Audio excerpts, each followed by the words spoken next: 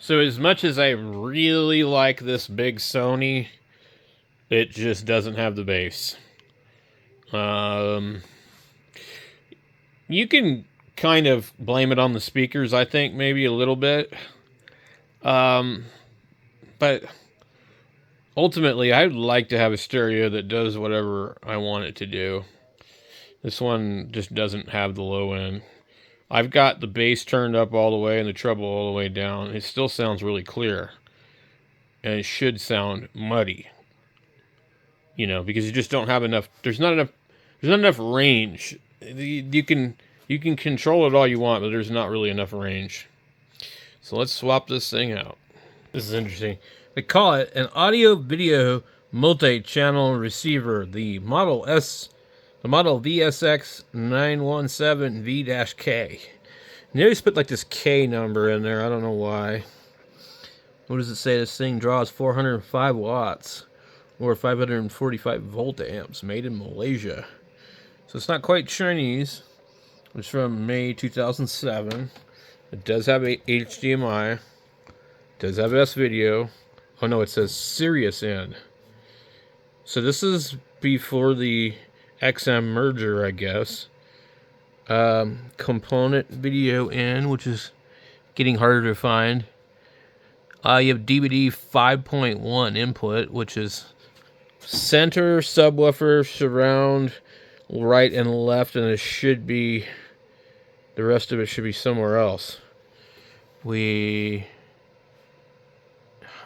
missing the rest of it. You see this grayed out area, it's kind of going to indicate. You have the control in. DVD, LD, front, DVD, 5.1 input, so you got front. And they don't really make it easy to tell what's going on here, but right and left, and then a straight up just video in. So basically you could do 1, 2, 3, 4, 5, 6. Oh, you got 2, you got 4, you got 5, you got 5.1. Yeah, you got 5.1 in. There's no pre-out though. There's the subwoofer pre-out, of course, but that's it. You got the S-videos. This must be a really early HDMI though. Yeah. See, there's Sirius in, XM. XM and Sirius were not the same thing back then. What sucks is that none of these actually have an onboard receiver for those. And it's almost impossible to find that equipment nowadays. But anyway, let's go test this thing out. So this thing is plastic fantastic. So you got XM ready, Sirius ready, plays Windows Media. I mean, it was 2007. It was kind of that time period. And this thing has been trashed. It had dirt all over it. I had to clean it out. There was chunks of dirt in it. You can still see there's a bunch of chunks of dirt. If I can get that with a toothbrush. It's usually how I try and get it out of there. I sprayed this thing. Look at that. I sprayed it like crazy with Simple Green. It's just absolutely trashed. It does have the MCACC audio in. That's like that configuration microphone, but yeah, this thing is totally trashed. I have had this thing apart, cleaned it with compressed air. You can just see, I don't know what they did to it. I guess they just didn't like it, and I want to say it looks like, based on how Arizona is, they may have just set it up against the side of their damn house and left it there to die. They probably got splashed with dirt and stuff from the monsoons. Because what happens here is it's real dusty and dirty, and then the monsoons come in and they splatter, whatever you got laying along the side of your house. But this is how I like to clean these. It's just really hard to get them clean if you've got that dirt ingrained in there. Alright, so anyway.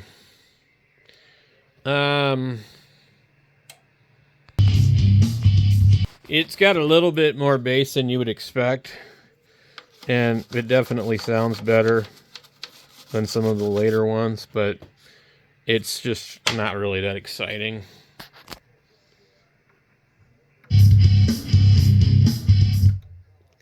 So, yeah, it's scratched up, it's plastic. I don't know what you would do with it. I don't know what to do with it. It uses the gigantic audio chips. Usually people want to avoid those. I guess they think that there needs to be like this separation between the amps. They need to be discrete components. That was like a big deal. Onkyo always like said discrete inputs, you know, Denon, the same thing. And then all those stereos all sound very sterile. And there's, you know, they're complaining that there's supposed to be like this terrible like crosstalk, you know, between the amplifier or something. And I've just never ever run into anything that did. Boy, look at all that dirt in there, guys. It's so hard to get that out of there. It just doesn't want to come out. I think I bought this for like $2. It was on sale tag. Nobody wanted it. Anyway, I don't know what the hell to do with it. But I'll probably not use it. I don't remember how many watts it is. I'll have to look it up. But it's not terrible. Let me try a different song. And so it has the tone button, and you can go here, treble. I got treble all the way down. It also has this like sound retriever thing, on or off. It has midnight. It has loudness. They don't really, none of them make that much of a difference. Speakers A plus B on. You have acoustic EQ. There's all these other like things on here that it has. EQ is off. All channels. And you get that little custom off. Phase control. Auto surround direct.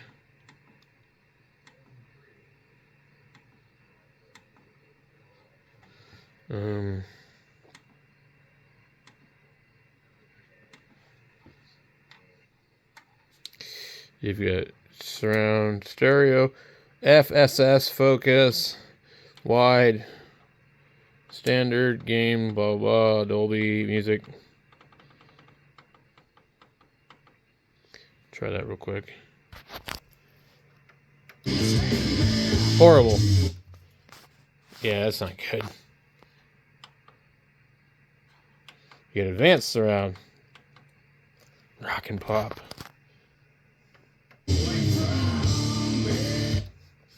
It just like it cuts out all the bass. X stereo. That one might be okay. Action, drama, monofilm. Let's just go back to stereo. Yep, that gives you that low end. So it's not a bad stereo. If you can find one for under $20, why not? You know, if you don't have one, but don't collect it just to collect it. There's no reason to buy this thing.